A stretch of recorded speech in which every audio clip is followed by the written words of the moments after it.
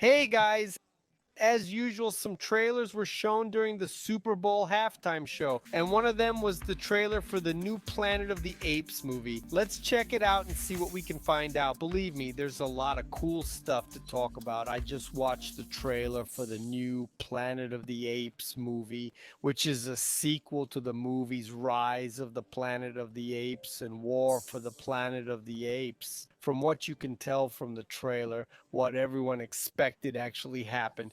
The apes won the war. But let's take a closer look at this trailer to see what else we can learn from it. And please don't forget to like the video. It really helps bring more quality content to you. Also, subscribe to the channel. We have a lot of cool news. And as this channel grows, I'll bring you more videos, okay? Thanks a lot. Interesting 2001 movie, Planet of the Apes, where apes rule the world and treat humans almost like animals, whether it's putting them to work or keeping them as pets.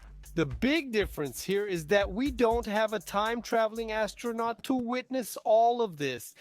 This clearly indicates that the war shown in the previous film has come to an end and the apes have emerged victorious. This was kind of expected because in the second film it is evident that after the epidemic that provided intelligence to the apes and devastated the human race, all governments fell and the few humans that remained struggled to survive. Until they found a community of apes, and that's when the war really started.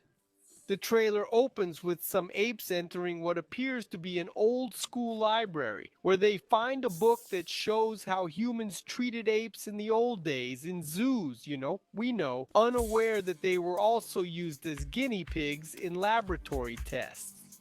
Come to think of it, it was those tests that made it smart, but that's a conversation for another video. Comment below if that's the other video. As this scene unfolds, the Ape King narrates how humans were able to perform incredible feats like flying, communicating over long distances, crossing oceans. Now they're striving to learn how to do all that was typical of humanity in old times.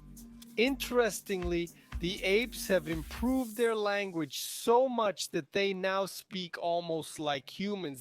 That's really because the apes from the second movie still represent the first generation of intelligent apes. And back then, the way they talked was pretty basic.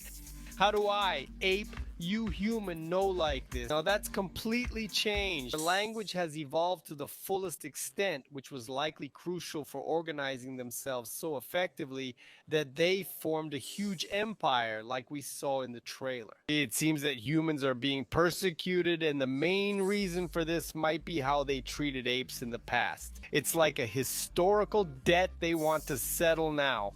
Maybe the king of the apes thinks if humans regain control, history will repeat itself, but there is a human woman who appears to be the main character of the movie, and she becomes the principal target of the apes. They're hunting humans, but this woman in particular catches their attention for some reason. In the trailer, they mention that she's more intelligent than other humans. How the monkeys figured this out, we don't know, but they seem to be convinced of it based on what the king of the apes says about humans, but they're convinced of it on what the king of apes says about humans being able to fly and sail. I can form a theory that connects these points. The monkeys must have gotten that information from somewhere. They didn't just guess. Maybe they found records in a library, and now that the monkeys want to learn, perhaps they want this human to teach them so they can advance even further as a society.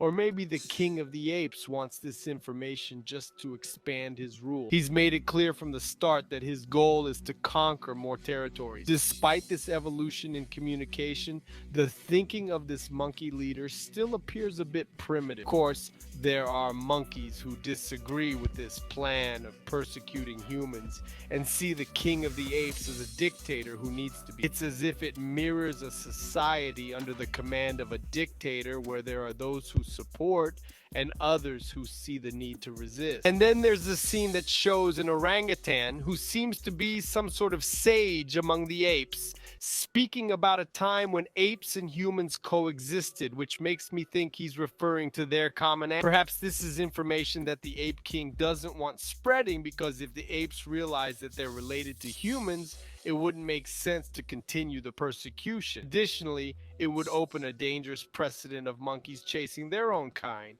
meaning monkey chasing monkey, right?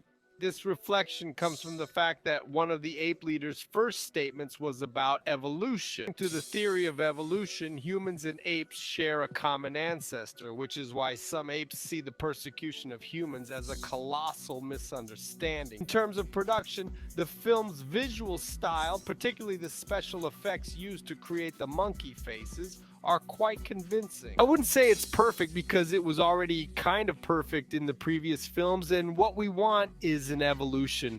The plot seems to be really interesting as well. The film was directed by Ball, who's been standing out as the director of the Maze Runner movies, right? Trilogy. He's also going to direct the live-action Zelda with real actors. Oh my god, how terrifying. Anyways, we talked about it in another video. It seems like he has a knack for stories with post-apocalyptic settings, knowing how to give a unique identity to that narrative. If I had to guess, I'd say this movie's going to bring up a lot of ethical dilemmas to think about, like the question of keeping monkeys in zoos, knowing that there are close relatives, or the ethics behind drug testing on monkeys, which could be compared to human trials. I'm sure the film's going to provoke a lot of discussion in this regard. I also have this theory that they're going to link in some way with the first classic films addressing time travel in there. Who knows? Got ideas, got questions, thoughts? Leave it in the comments. I'd love to chat about what the video's about. If you like the video, give it a like, share it, and subscribe to stay on top of the news. It's showing up here now. The suggestions for the next videos, it makes perfect sense for you to watch it. I'll see you in the next video. Later.